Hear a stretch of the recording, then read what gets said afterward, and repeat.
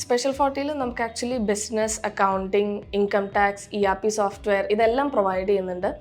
ഇത് കൂടാതെ നമുക്ക് ആക്ച്വലി ബിസിനസ് ഇംഗ്ലീഷ് ഓൾസോ ഇവർ പ്രൊവൈഡ് ചെയ്ത് തരുന്നുണ്ട്.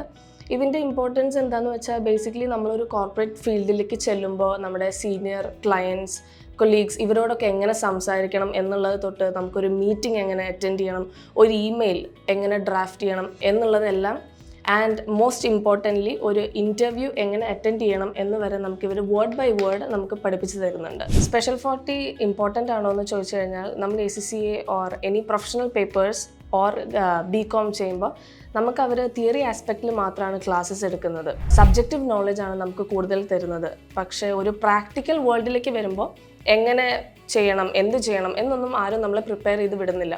സോ അവിടെയാണ് സ്പെഷ്യൽ 40 ഇമ്പോർട്ടൻ്റ് ആവുന്നത്. അവിടെ നമുക്ക് ടാലി, GST, ഇൻകം ടാക്സ് ഇങ്ങനത്തെ കാര്യങ്ങളെല്ലാം നമുക്ക് ഫ്രം ദി ബേസ് പഠിപ്പിച്ചു തരികയാണ് ചെയ്യുന്നത്.